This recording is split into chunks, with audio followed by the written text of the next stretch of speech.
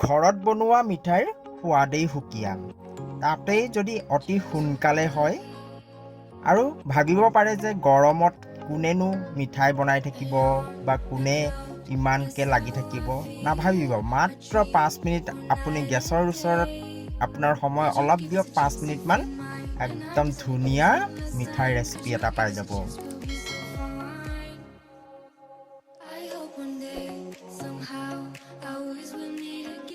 Hello' everyone, কি খবৰ?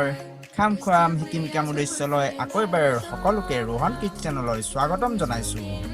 ভিডিঅ'টো ষ্টাৰ্ট কৰাৰ আগতে এটা কথা কওঁ, ভিডিঅ'টোৰ শেষলৈ এটা টিপছ আছে, গতিকে শেষলৈকে চাব।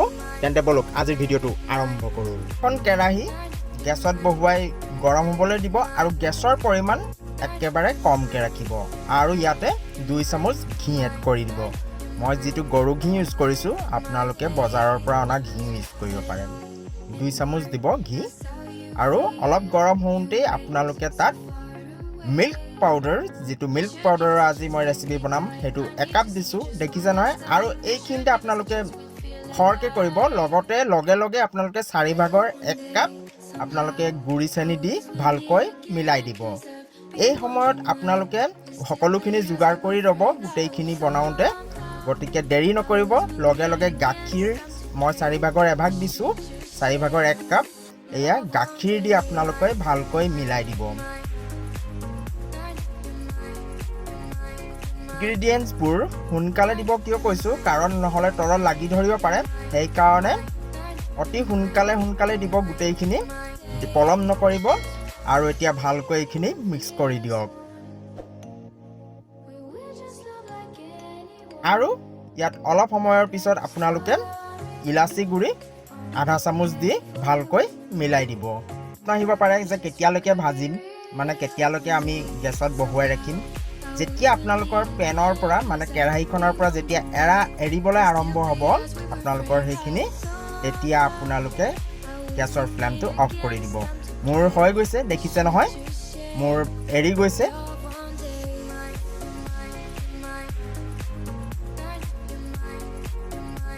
পাই গ'লে আপোনালোকে গেছৰ ফ্লেমটো অফ কৰি দিব আৰু এইখিনি ঠাণ্ডা হ'বলৈ এৰি দিব 5-10 মিনিটমান। অলপ ঠাণ্ডা হোৱাৰ পিছত, একেবাৰে ঠাণ্ডা হ'ব নিদিব, অলপ ঠাণ্ডা হোৱাৰ পিছত আপোনালোকে এইখিনি পেৰা চেপ দিব পাৰে বা বেলেগ মিঠাইৰ চেপো ৰাউণ্ডো কৰিব পাৰে। আৰু মই ইয়াত গাৰ্নিচিঙৰ কাৰণে ইয়াত পিস্তা দিছোঁ, পিস্তা লগাই দিছোঁ। আপোনালোকে যিকোনো দিব পাৰে, একো কথা নাই, নিদিলেও একো কথা নাই। আৰু বাকী গোটেইখিনি এনেকৈ কৰি লওক, একদম সোৱাদ হৈ খাবলৈ। আৰু মই এটা টিপছৰ কথা কৈছিলোঁ আপোনালোকক, যদি ইনকেছ আপোনালোকৰ গাখীৰখিনি দিওঁতে, মানে মিল্ক পাউডাৰখিনি দিওঁতে যদি কেনেবাকৈ তলত ধৰি গ'ল, তেতিয়া আপোনালোকে কি কৰিব, নহয়নে? প্ৰশ্ন আহিব পাৰে মনলৈ। গতিকে আপোনালোকে সেইখিনি পেলাই নিদিব।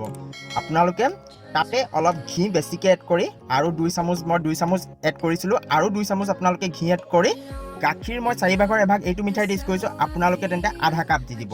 আৰু আপোনালোকে তাত নাৰিকলৰ গুড়ি দি দিব। যদি শুকান নাৰিকলৰ গুড়ি হয় তেন্তে আপোনালোকে 4 ভাগৰ 1 ভাগ দি দিব আৰু ভালকৈ মিলাই দিব। আৰু সেইখিনি যেতিয়ালৈকে নুশুকায় তেতিয়ালৈকে আপোনালোকে ভাজি থাকিব।